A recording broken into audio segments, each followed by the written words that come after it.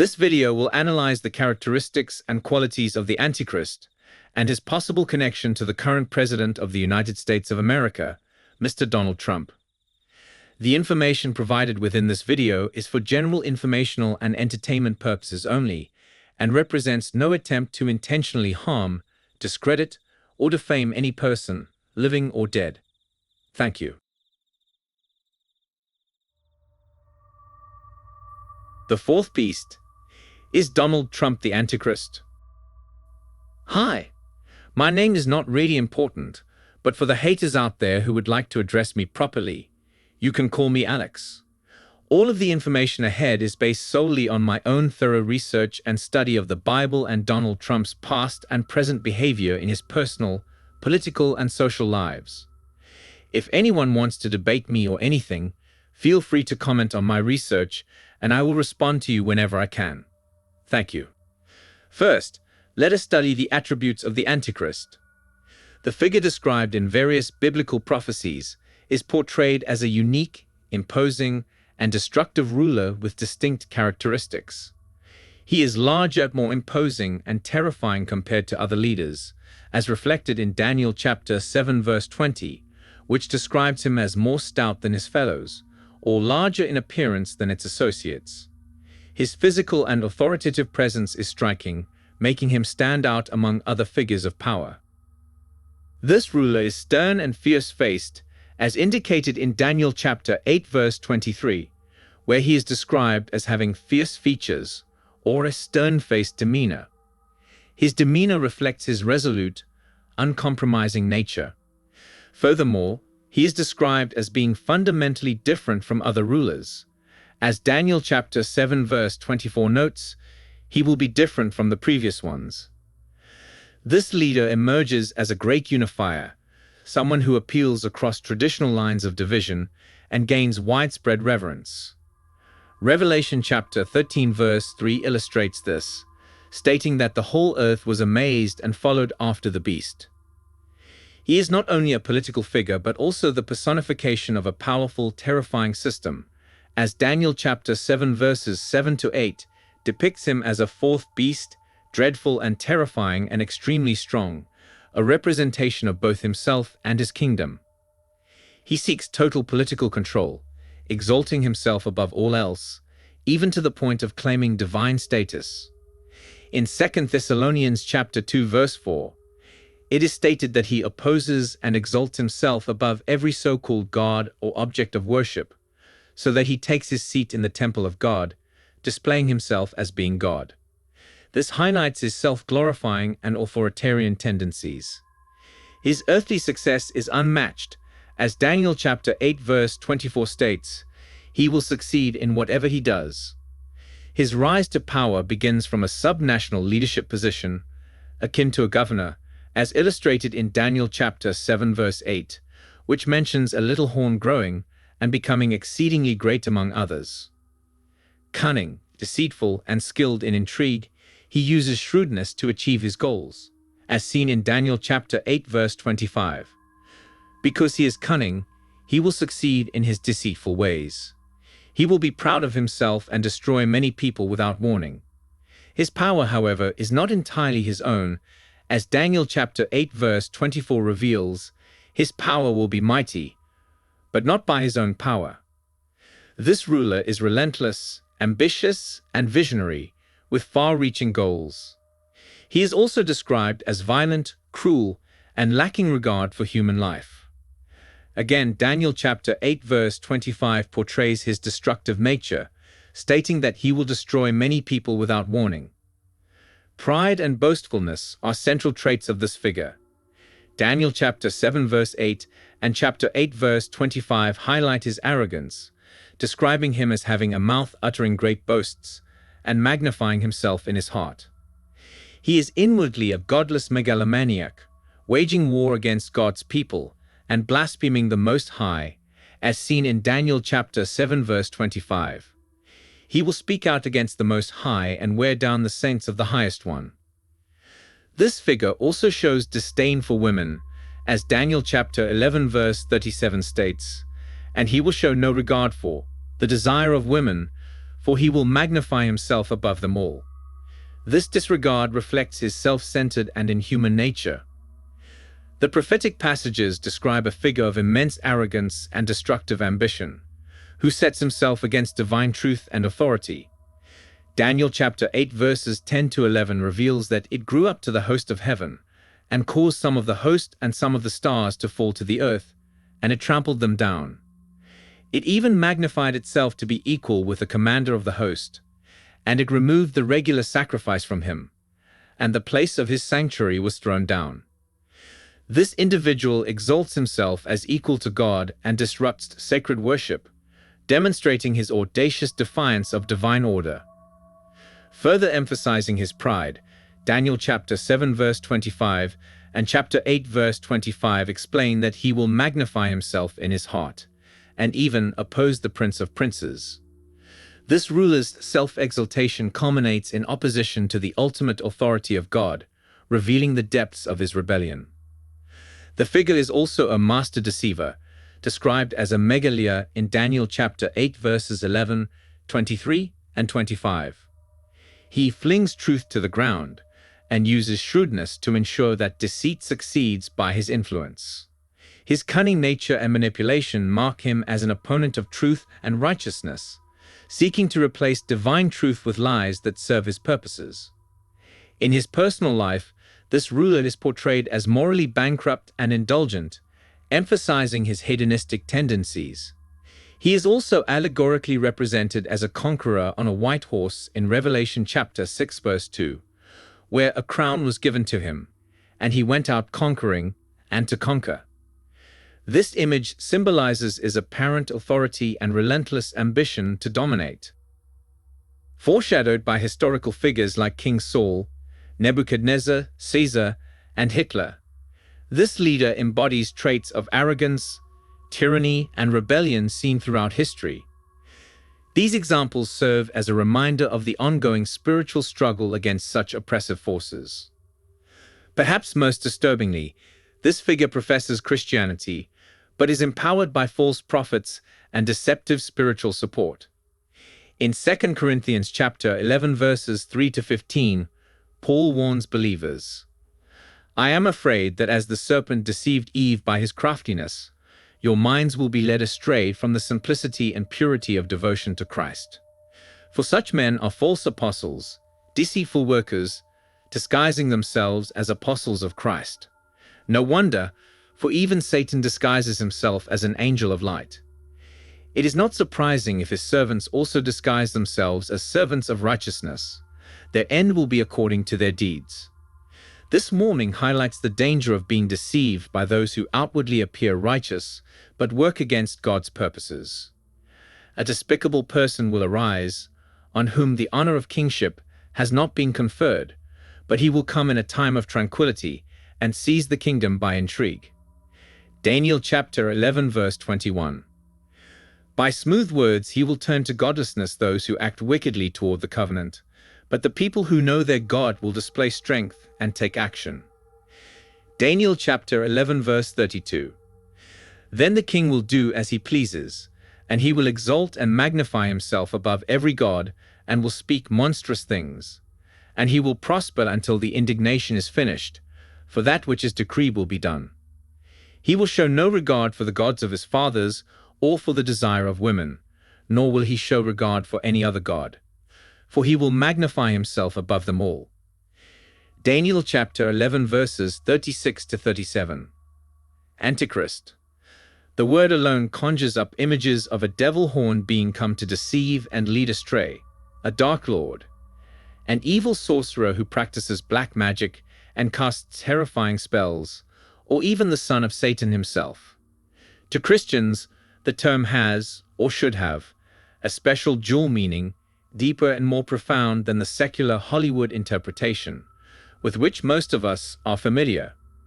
John tells us in his epistles that anyone who does not confess that Jesus is the Christ, and does not acknowledge him as the Savior of mankind, is an Antichrist. Many deceivers have gone out into the world, those who do not confess that Jesus Christ has come in the flesh. Any such person is the deceiver and the Antichrist. Second book of John chapter 1 verse 7. This passage has often been misrepresented to imply that anyone who does not believe in Jesus Christ and his sacrifice for mankind is evil. The world is comprised of many faiths and religious organizations, many of whom do not acknowledge Jesus as the Savior. Does this mean they are wicked and evil? Not necessarily. The term Antichrist as an adjective simply refers to someone who does not believe in Christ. There is nothing wrong with that, and as Matthew admonishes us, we should not judge them. Having said that, Antichrist, the adjective, certainly refers to anyone who, openly or covertly, fights against Christians and Christianity, as in the case of terrorism. The real danger comes when self-righteous individuals, who profess Christianity but whose hearts are far from God, attempt to deceive others by preaching falsehoods disguised as truths, in an attempt to amass a following. Which brings us to the more important reference, and the one that will be the focus of this book, that of the Antichrist, a proper noun referring to the one who will be revealed in the last days, and will confront Jesus at his second coming. Though the actual name Antichrist as a proper noun never actually appears as such in the Bible, we do find repeated references to the lawless one and the beast to describe the one who will oppose God. Let no one deceive you in any way, for that day will not come unless the rebellion comes first and the lawless one is revealed, the one destined for destruction. He opposes and exalts himself above every so-called God or object of worship, so that he takes his seat in the temple of God, declaring himself to be God. 2 Thessalonians chapter 2 verses 1-4. This is a very important and critical distinction, for there have been many political and religious leaders throughout history who could be classified as anti-Christian, but who do not qualify as the Antichrist. The prophet Daniel, however, clearly tells us that the Antichrist will not be revealed until well into the future, the distant future in fact. The vision of the evenings and mornings that has been given you is true, but seal up the vision, for it concerns the distant future. Daniel chapter 8 verse 26. Warning: this document is controversial, and I want to be upfront about that from the start. I have no doubt that it will provoke anger among radicals and extremists who align with the divisive rhetoric of the Republican President Donald Trump and have chosen to follow him. However, beyond creating controversy, my intent is to spark meaningful dialogue. I aim to encourage those who are well-meaning but misled by Trump's persuasive rhetoric and deceptive promises to critically examine the darker aspects of his persona. Despite his charisma and showmanship, this man, who seems unprepared in politics, foreign policy, and matters of faith, presents himself as a suitable candidate for the presidency. If you consider yourself a follower of Donald Trump, I sincerely hope this document challenges you. Anger can serve as a catalyst for seeking truth, but I urge you to temper your emotions with reason and clarity. Emotional responses, especially to political rhetoric, can lead to poor decisions.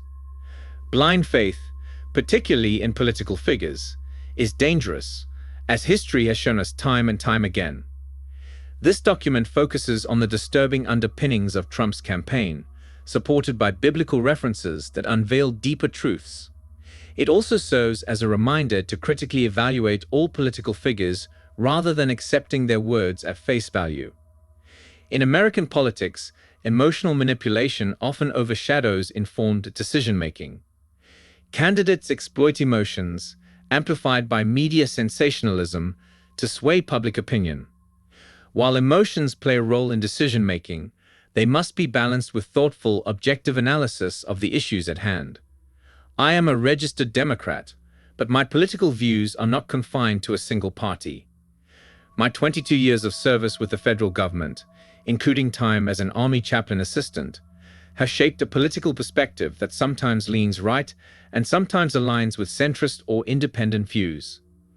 I have voted for candidates from various parties, basing my choices on how their policies align with what I believe is best for the nation as a whole. I encourage listeners to honestly evaluate their political alignments. Many may not fully support the candidate they endorse, influenced instead by family, peer pressure, or emotional appeals. Tools like the website I side with can help identify which candidates' policies align most closely with one's beliefs. For example, while my views align significantly with Hillary Clinton, I was surprised to discover that 26% of my beliefs align with Donald Trump's agenda. This revelation does not change my stance on those issues, as my core beliefs are integral to my identity.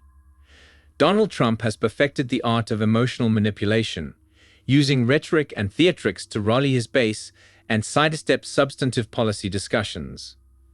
A personal experience highlighted this manipulation. During a debate with a Trump supporter after the Paris and San Bernardino attacks, I pointed out his lack of a coherent foreign policy. The supporter dismissed this, claiming his policy was simply to blow them all to hell. This emotional response, fueled by fear and anger, mirrors the reaction many Americans had after the September 11 attacks. However, such rhetoric is not a viable foreign policy for the leader of a nation. Trump's rallies often take place in areas with significant populations of ethnic groups he frequently criticizes. His presence incites protests, which are met by confrontations from his supporters. This orchestrated chaos allows him to point to the unrest as validation of his divisive rhetoric. Proverbs chapter 15 verse 1 and chapter 15 verse 18 remind us that a gentle answer turns away wrath, but harsh words stir up anger, and a hot-tempered person stirs up conflict. Trump's words, full of contradictions and insults, lack substance and fail to address critical issues. Instead, they serve to inflame emotions and distract from meaningful discussion. Trump's approach resembles that of P.T. Barnum, who famously said, "There's a sucker born every minute." Like Barnum, Trump is a showman, captivating his audience with spectacle while exploiting their gullibility. He surrounds himself with adoring crowds, dismisses dissenting voices, and revels in his own wealth and self-proclaimed accomplishments. This document explores why Donald Trump's behavior and rhetoric align disturbingly with biblical descriptions of the Antichrist. Through careful analysis of scriptures, particularly in the books of Daniel and Revelation, I aim to uncover the chilling parallels between Trump's actions and the characteristics of the beast. In this document, I draw on several key resources to develop my conclusions. Among these are Phil Maxwell's blog post titled 21 Attributes of the Antichrist, shared on the uq.com forum Simple Truth Discussion Center, the nonpartisan fact-checking website politifact.com, insights from experts in political science and psychology, and scriptural references from the Bible. To add depth and context, I also incorporate personal anecdotes to make the material more engaging. After all, nobody enjoys bland storytelling. Phil Maxwell's post offers a clear and concise categorization of the Antichrist's attributes, supported by scriptural references from various Bible translations. These traits, when viewed in light of the current volatile and divisive political climate, become especially thought-provoking. Maxwell's conclusions, written long before Donald Trump announced his candidacy for president, do not point to any specific individual, but instead present these biblical descriptions in an accessible format. As we delve deeper, I will explore these points in greater detail, but Maxwell emphasizes that the Antichrist will eventually rise to political power in the last days, heralding the second coming. Below are some of the characteristics Maxwell identified, along with their scriptural foundations. 1. Possesses a larger, stronger, and more intimidating presence than other leaders. Daniel chapter 7 verse 20. 2. Displays a stern and fierce demeanor. Daniel chapter 8 verse 23. 3. Stands apart as distinct or unique among politicians. Daniel chapter 7 verse 24. 4. Acts as a unifier, capable of bridging traditional divides. Revelation chapter 13 verse 3. 5. Seeks absolute political control for self-glorification, rejecting democratic or people-focused governance. 2 Thessalonians chapter 2 verse 4. 6. Represents earthly success and power. Daniel chapter 8 verse 24. 7. Exhibits cunning, deceit, and mastery in intrigue. Daniel chapter 8 verse 25. While these traits could describe various historical and modern leaders, I find Donald Trump uniquely embodies them in today's political landscape. This document serves as a wake-up call, particularly for Christians who have strayed from their foundational values, drawn in by Trump's compelling but deceptive words. The Bible warns us, false Christs and false prophets will arise, performing signs and wonders to lead astray, if possible, even the elect. Matthew chapter 24 verses 23 to 24 paraphrased. Jesus alerts us that even God's chosen people may be misled by the Antichrist. It is deeply concerning to see many Christians, usually compassionate and principled, embrace Trump's divisive rhetoric, which often promotes hate and aggression. His calls for physical violence at rallies contradict the core values of Christianity, such as love, kindness, and treating others as we wish to be treated. Scripture also warns that evil may disguise itself as good, appearing as an angel of light to deceive many. Donald Trump's charismatic personality draws people to him, partly because he verbalizes sentiments they may harbor privately but are unwilling to express publicly. By acting as their mouthpiece for hateful and unfiltered remarks, he enables followers to embrace behavior that opposes Christian teachings. I'd urge listeners not to fall for this man's manipulative agenda. Conduct your own research, reflect on the evidence presented here, and critically analyze whether the conclusions I draw are valid or unfounded. While I expect disagreement, and even strong opposition, I hope this work encourages thoughtful engagement and vigilance. Recognizing how the signs of the Antichrist unfold before us can better prepare us for the challenges ahead. In his vision of the four beasts in the passages above, the prophet Daniel gives us a clear picture of the physical attributes of the Antichrist. Most Bible scholars and theologians agree that the four beasts of which Daniel spoke refer to the four major ruling empires of that time period: the Chaldean Empire, which comprised modern-day Iraq, Syria, and parts of Turkey; the Medo-Persian Empire, controlled by the Medes and the Persians, of whom Daniel prophesied would overthrow the kingdom of Babylon.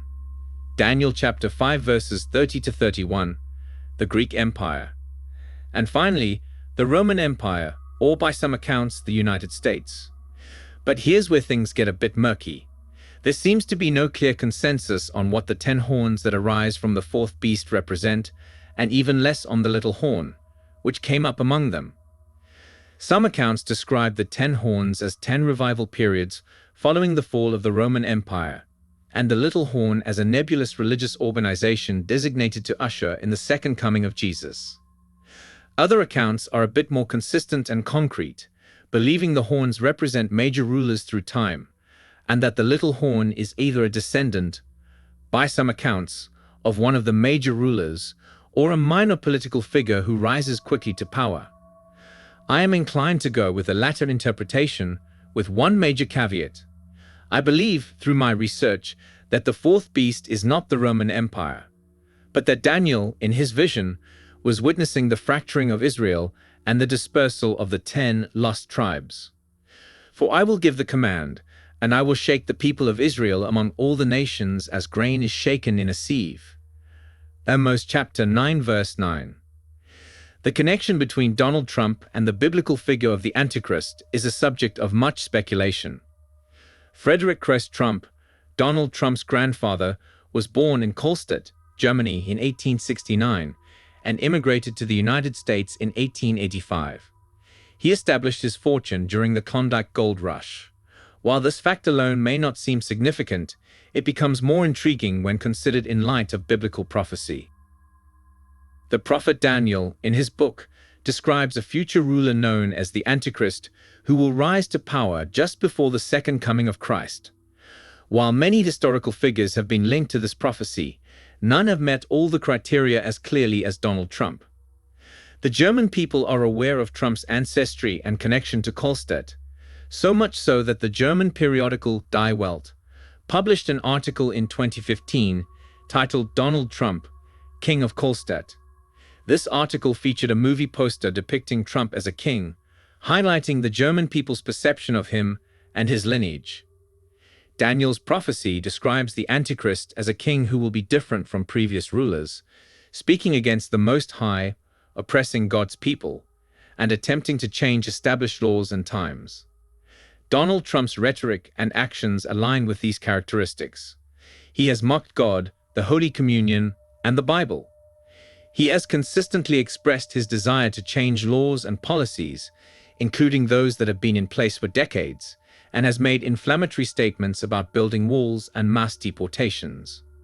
His actions appear driven by a desire for personal power and control. While this may seem like a coincidence, the convergence of these factors raises questions about whether Daniel's prophecy is unfolding before our eyes. Trump's presidency has undoubtedly had a significant impact on the United States and the world, and his actions align with the characteristics of the Antichrist described in the Bible. But as always, this connection demands further investigation and prayerful consideration. Donald Trump's campaign strategy has been marked by an unusual reliance on phone interviews, a tactic that has drawn criticism from some. During his bid for the presidency, Trump conducted numerous phone interviews with major television networks, while other candidates opted for traditional in-person appearances. Trump has justified this approach by claiming that phone interviews are more efficient, allowing him to conduct multiple interviews from the comfort of his home or office. However, this strategy has been met with skepticism, with some suggesting that it reflects Trump's arrogance and desire to control the narrative. In response to this perceived hubris, some networks, including NBC and CBS, have reportedly stopped granting Trump phone interview privileges. This decision appears to have had an impact, as Trump has since increased his in-person appearances and reduced his reliance on phone interviews. During a campaign rally in Dallas, Texas, in September 2015, Trump defended his frequent media appearances, stating that his popularity and the high ratings he generates are the driving forces behind the network's decision to feature him prominently. He asserted that the networks are driven by a simple business model. High ratings equate to more airtime, regardless of the content. This shift in Trump's media strategy, driven in part by the network's call-in embargo, suggests that even the most media-savvy candidate can be influenced by public pressure and the need to maintain a positive image. While Donald Trump's campaign rhetoric often exhibits boastfulness and narcissism, some of his claims, while seemingly outlandish, are also undeniably humorous. One such instance occurred during a Republican presidential debate in February 2016, when Senator Marco Rubio made a comment about the size of Trump's hands, implying that his small hands were indicative of other equally diminutive attributes. While Rubio's remark was widely criticized as inappropriate and embarrassing, Trump's response was equally noteworthy. He vehemently denied the implication, stating that his hands were not small and guaranteeing that there were no problems in that area. This incident, however, was not the first time that Trump had displayed an unusual preoccupation with the size of his hands. For years, Trump allegedly sent photographs of his hands and fingers, often circled in gold Sharpie, to Vanity Fair editor Graydon Carter in an attempt to prove that his fingers were properly proportioned. This bizarre hand mail campaign was reportedly sparked by an article Carter wrote for Spy magazine, which allegedly referred to Trump as a short-fingered vulgarian. Carter, in a 2015 Vanity Fair editor's letter, confirmed receiving these photographs and even sent one back with a note stating, "Actually, quite short." Trump, characteristically, responded to Carter's comments with a tweet, questioning Carter's job security and using a question mark at the end of his tweet, which further fueled speculation about his intelligence. In 2011, Trump further defended his hand size in an interview with the New York Post, stating that his fingers were long and beautiful, and that this was well documented, as were various other parts of his body. This obsession with hand size, while seemingly trivial, reveals a deep-seated insecurity and a penchant for self-aggrandizement that is both comical and concerning. Trump's boastful pronouncements extend beyond his physical attributes to encompass his perceived ability to solve complex international issues. During a 2015 campaign event, Trump made a bold statement about his ability to secure the release of American hostages held in Iran. He claimed that he could negotiate their release before he ever takes office, implying that Iranian leaders would readily comply with his demands. This assertion was met with skepticism and criticism from those familiar with the complexities of hostage negotiations. Terry Anderson, a former Associated Press correspondent who was held hostage by Hezbollah for 7 years, dismissed Trump's claim as idiotic, stating that the Iranian government would not simply bow to Trump's demands. Congressman Dan Kildee, who had successfully secured bipartisan support for a resolution addressing American hostages in Iran, also criticized Trump's bravado, emphasizing the importance of diplomacy and careful negotiation in international relations. In the summer of 2015, during the Family Leadership Summit in Ames, Iowa, Donald Trump made controversial remarks about Senator John McCain's capture and torture as a prisoner of war in North Vietnam. He stated, "He's not a war hero. He was a war hero because he was captured. I like people who weren't captured." These comments sparked widespread backlash and a flurry of reactions across social media and political circles. Mr. Trump's words distorted the truth to suit his narrative, a frequent tactic in his rhetoric. While it is accurate that being captured does not define heroism, Senator McCain's actions during his captivity exemplify extraordinary bravery. Imprisoned in the notorious Hanoi Hilton, McCain endured severe torture and was offered early release due to his father's position as a high-ranking U.S. Navy admiral. McCain refused this offer, adhering to the military code of conduct that required prisoners to be released in the order they were captured. This decision subjected him to over 5 years of brutal captivity, including 2 years in solitary confinement. His steadfast resolve and loyalty to his fellow prisoners made him a true hero, a fact that Mr. Trump disregarded. The backlash from Republicans was swift. Jeb Bush criticized Trump's remarks as slanderous, emphasizing the respect owed to all veterans, especially prisoners of war. Bobby Jindal expressed admiration for McCain's service and stated that Trump had no grounds to comment on it without enduring similar hardships. Rick Perry described Trump's comments as disgraceful, while Lindsey Graham declared them disqualifying for anyone aspiring to be commander-in-chief. Many others echoed these sentiments, highlighting Trump's disrespect for military service. As a veteran, I find Trump's dismissive attitude toward the sacrifices of military personnel deeply offensive. This is the same man who received multiple deferments during the Vietnam War era, including a controversial medical deferment for a supposed bone spur.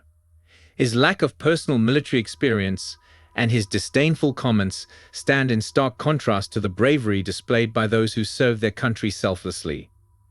Trump's approach to foreign policy, characterized by aggressive rhetoric and divisive statements, has alienated allies and strengthened the resolve of adversaries.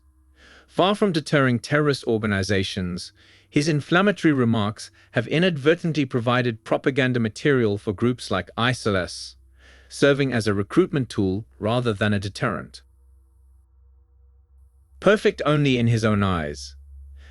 A stern-faced king, a master of intrigue, will arise. He will become very strong, but not by his own power. He will cause astounding devastation and will succeed in whatever he does.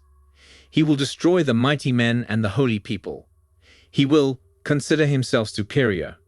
When they feel secure, he will destroy many and take his stand against the Prince of Princes. The vision that has been given you is true, but seal up the vision, for it concerns the distant future. Daniel chapter 8 verses 23 to 26. The king will do as he pleases. He will exalt and magnify himself above every god, and will say unheard of things. He will be successful until the time of wrath is completed. He will show no regard for the gods of his fathers, or for the one desired by women, but will exalt himself above them all. Instead of them, he will honor a god of fortresses. He will honor with gold and silver, with precious stones and costly gifts. Daniel chapter 11 verses 36 to 38. There is a lot of material in Daniel's vision regarding the hateful and arrogant nature of the Antichrist, and how he will see himself as being above everyone, even God. Daniel also speaks to the godlessness of the Antichrist, even though he will present himself as being a believer and a good Christian. However, when the wolf finally emerges from under his sheepskin exterior, the real enemy will be revealed. As I pointed out in my opening paragraphs, many Bible scholars believe Daniel's vision dealt with what was happening in the world during his time, but we can see very definitively in chapter 8, verse 26 that this was not the case at all. God instructed Daniel to seal up the vision, for it concerns the distant future. Emphasis added. It is frightening and illuminating at the same time, how Donald Trump fulfills Daniel's prophecy almost to the letter. He will crush and devour his victims. Beyond his overtly misogynistic and bigoted remarks, Donald Trump's political ascent carries a deeper, more alarming motive: a desire for unchecked political power, achieved by any means necessary. His actions and rhetoric reflect a troubling ambition to dominate, heedless of the consequences. The scripture from Daniel chapter 11 verse 36 aptly captures this mindset. The king will do as he pleases. For years, Trump has vacillated on critical issues. He has shifted from pro-choice to pro-life, supported Syrian refugees before advocating their deportation, and initially backed an assault weapons ban only to later oppose it. While it is human to change opinions, especially as new perspectives emerge, Trump has failed to explain these shifts with transparency or humility. Instead, he projects an image of inconsistency and opportunism, suggesting a lack of genuine conviction on matters vital to the nation. Trump's lack of political alignment further underscores his quest for personal power. He does not firmly identify as a Democrat, Republican, or Independent. His ultimate allegiance appears to be to his own ambition rather than any political ideology. The Apostle Paul's warning in 2 Thessalonians chapter 2 verses 3-4 resonates here. Do not be deceived. The day will not come until the rebellion occurs, and the man of lawlessness is revealed, the one doomed to destruction. He will oppose all that is called God and will exalt himself. Paul's words suggest a figure who seeks to dismantle established order, a concept disturbingly reflective of Trump's approach. He has openly vowed to reverse President Obama's policies, undermining achievements aimed at benefiting the American people. Though Trump's influence is constrained by Obama's remaining term, Paul's prophecy implies that such a figure could wield substantial power regardless of official status. Trump's threats of lawsuits and incitement of violence at the Republican National Convention exemplify this dangerous potential. His disregard for democratic processes raises concerns about what actions he might take if denied the presidency. Paul's prophecy offers hope, foretelling the downfall of the man of lawlessness after widespread rebellion. However, Trump's rallies have already witnessed violent incidents, indicating that unrest is not just a prediction, but a present reality. His alienation of women voters, through proposals like punishing those who seek abortions, and his disparagement of allies, such as suggesting a withdrawal from NATO, compound his divisiveness. He has even advocated for nuclear proliferation while simultaneously condemning it, displaying a dangerously inconsistent stance on global security. His vision appears to be a United States as the sole nuclear superpower, wielding unparalleled destruction against any opposition. Daniel chapter 7 verses 7-10 vividly describes a terrifying force with iron teeth that crush and devour its victims, and a river of fire flowing in its wake. These metaphors chillingly parallel modern warfare, where tanks, aircraft, and nuclear weapons wreak unimaginable destruction. Trump's rhetoric and actions align disturbingly with this imagery, suggesting a leader whose ambition knows no moral or ethical bounds. Trump's approach, characterized by personal attacks and inflammatory language, distracts from substantive issues. His tendency to retaliate harshly against critics, both online and at public events, exemplifies his authoritarian demeanor. His obsession with power and control, coupled with his inflammatory rhetoric, poses a grave threat to democracy and global stability. Daniel's vision, though ancient, provides a stark warning about the dangers of such unchecked ambition. The Bible constantly warns us against the negative and inciting qualities of arrogance, boasting, and the all-too-human nature to judge each other, and teaches us, instead, to humble ourselves before God. When coupled with the passages that specifically address the nature of the Antichrist, we can see that the future looks pretty bleak for Mr. Trump. Let's look at a few of those. What causes fights and quarrels among you? Don't they come from your desires that battle within you? You desire but do not have, so you kill. You covet but you cannot get what you want, so you quarrel and fight. You do not have because you do not ask God.